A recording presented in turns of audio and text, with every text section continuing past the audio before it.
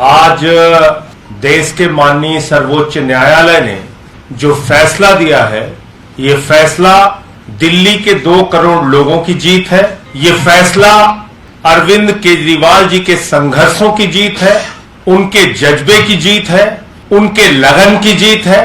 और जो धुन अरविंद केजरीवाल जी के मन में थी, जो लगन थी, जो इच्छा शक्ति थी कि नहीं, हमें दिल्ली के 2 करोड़ लोगों के लिए वो सब कुछ करके दिखाना है जो सपना हमने देखा है, जो सपना आम आदमी पार्टी ने देखा है। लड़ाई कोई व्यक्तिगत नहीं थी, लड़ाई इस बात के लिए थी कि एक पार्टी और उसके प्रधानमंत्री नरेंद्र मोदी जी हैं, जो दिल्ली के 2 करोड़ लोगों को सजा दे रहे थे कि तुमने आम आदमी पार्टी को कैसे चुन लिया, तुमने अरविंद केजरीवाल को कैसे चुन लिया।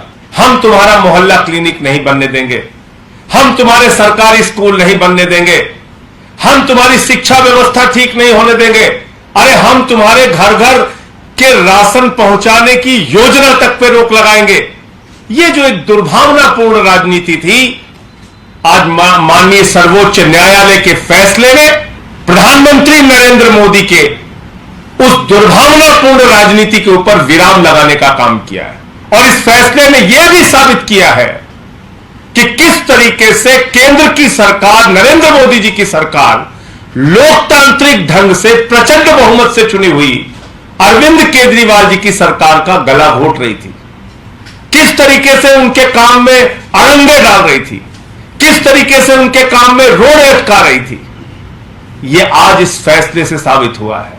तो इसके लिए दिल्ली के वो 2 करोड़ लोग जो अपने लाल अरविंद केजरीवाल के साथ हर परिस्थिति में खड़े रहे, वो सब बधाई के पात्र हैं। अरविंद केजरीवाल जी और पार्टी का एक एक कार्यकर्ता, वो सारे लोग बधाई के पात्र हैं जो इतनी दुश्वारियों में, इतनी मुसीबतों में भी दुनिया के अंदर एक बेहतरीन सरकार चला के दिखाया।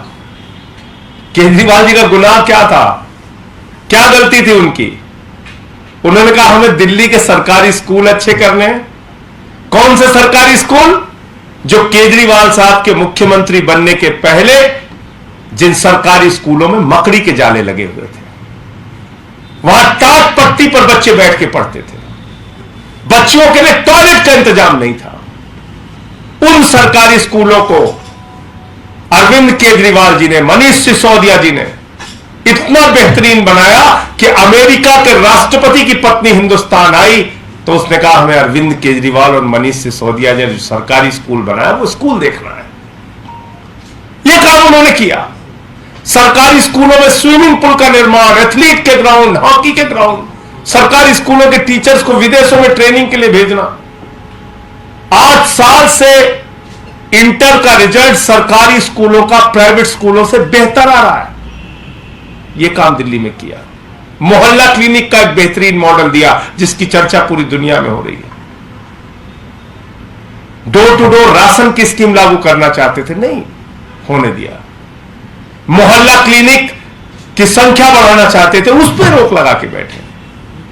हर काम में रोड़ा, हर काम में रोक, हर काम में परेशान करना।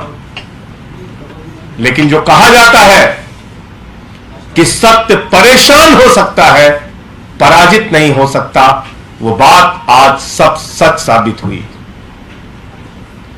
और यह भी सच साबित हुआ, लोकतंत्र के अंदर, डेमोक्रेसी के अंदर जनता मालिक है और जनता के द्वारा चुनी गई सरकार ही सर्वोपरि है।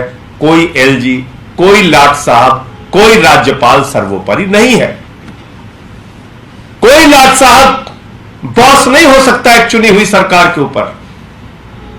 लेकिन एक अजीब खेल खेलते थे मोदी जी।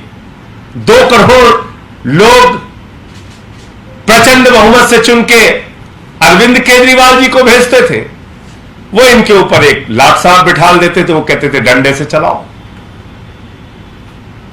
फिर दोबारा चुन के भेजते थे, फिर डंडे से चलाओ, फिर तो ये एक प्रक्रिया चल रही थी। मैं प्रधानमंत्री जी से कहना चाहता हूं, प्रधानमंत्री जी आप इस देश के अभिभावक हैं। आपको इस देश के 140 करोड़ लोग अपने अभिभावक के रूप में देखते हैं। दुर्भावना की राजनीति बंद कीजिए, राज्य सरकारों का गला घोटने की राजनीति बंद कीजिए। अरविंद केजरीवाल से आपकी लड़ाई हो सकती है, राजनीतिक लड़ाई हो सकती है, लेकिन उनके उनको जिस जनता ने चुना है उसको सजा मत दीजिए, उनके बच्चों को सजा मत दीजिए, उनके स्कूलों को मत रोकिए, उनके अस्पतालों को मत रोकिए। तो आज माननीय सर्वोच्च न्यायालय का आदेश मोदी सरकार की तानाशाही, लाट साहब की तानाशाही और लोकतंत्र का गला घोटने के प्रयास पर एक जोरदार तमाचा है, एक जोरदार तमाचा है ये निर्णय। और मैं समझता हूं कि अब आगे सहयोगात्मक रवैया मोदी सरकार को अपनाना चाहिए। आगे अरविंद केजरीवाल के कामों पर किसी भी प्रकार का अब तो अड़ंगा लगाने की कोई गुंजाइश आपके लिए बची नहीं, लेकिन अब कोई मन में नई योजना बनाकर प्रयास मत कीजिए और ऐसा काम सहयोगात्मक रवैया अपनाइए कि दिल्ली के 2 करोड़ लोगों को भी लगे कि इस देश के संघीय ढांचे में आपका यकीन है, इस देश के लोकतंत्र में आपका यकीन है, इस देश के संविधान में आपका यकीन है। और जिस संविधान ने एक सरकार बनाई, जिस जनता ने एक सरकार चुन के दिया, उस जनता को उस सरकार से हर प्रकार का लाभ अपने लिए लेने का अधिकार है। अरविंद केजरीवाल जी ने आज एक बड़ी अच्छी बात कही कि अब तक हमारे साथ यह होता रहा कि हमारे दोनों हाथ पैर बांध के स्विमिंग पूल में फेंक दिया और बोले कि तैर के दिखाओ, ओलंपिक का मेडल लेना है। इतनी विषम परिस्थितियों में इतनी दुश्वारियां हमारे सामने खड़ी की गई, उसके बावजूद इतना अच्छा काम करके दिखाया। अगर शायद ये बाधाएं नहीं होती तो आज दिल्ली की तस्वीर और बेहतरीन होती और अच्छे गति से, तेजी से काम हो सकता था। उन अधिकारियों ने जो जनता के टैक्स के पैसे से तनख्वाह पाते हैं, उन्होंने भी अपराध किया, अपनी ड्यूटी के प्रति गुनाह करके, अपने ड्यूटी के प्रति लापरवाही करके, अपनी ड्यूटी के प्रति जनता को वरीयता न देते हुए लाट साहब को वरीयता देके। तो ये मेरी ओर से कहना था कि ये बहुत बड़ी जीत है, लोकतंत्र की जीत है, दिल्ली के 2 करोड़ लोगों की जीत है, माननीय अरविंद केजरीवाल के संघर्षों, उनके जज्बों, उनके लगन की जीत है। एक ऐसा शख्स जो इनकम टैक्स कमिश्नर की नौकरी को लात मार के देश की व्यवस्था को बदलने के लिए निकला था, जो सपना उसने देखा हिंदुस्तान के लिए, जो सपना उसने देखा दिल्ली के लिए, उस सपने को पूरा करने में और तेज गति से वो आगे बढ़ेंगे।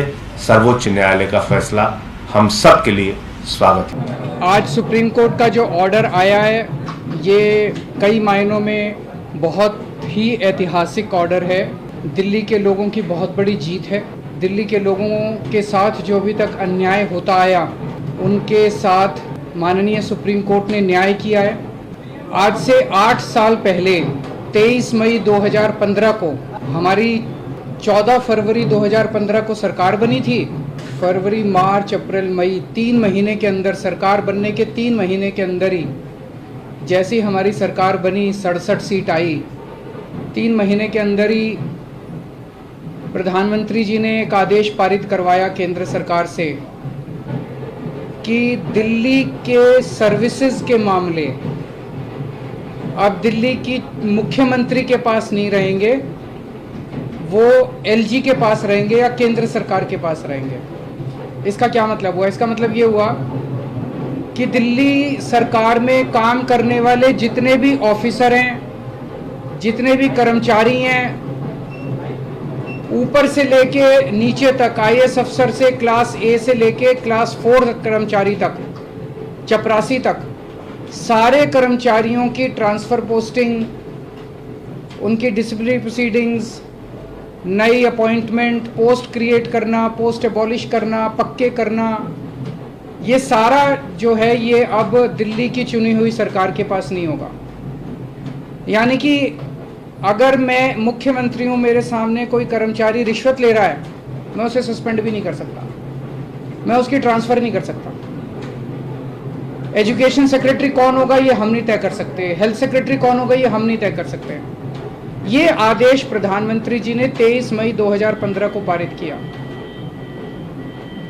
8 साल हो गए। इस दौरान इस आदेश को इस्तेमाल करके दिल्ली के कामों को जानबूझ के रोका गया। हम दिल्ली में स्कूल अच्छे करना चाहते थे तो वो जानबूझ के ऐसा एजुकेशन सेक्रेटरी बिठाएंगे जो कि काम ना करे। हम अगर मोहल्ला क्लिनिक बनाना चाहते हैं तो जानबूझ के ऐसा हेल्थ सेक्रेटरी बनाया जाएगा जो कि काम ना करे।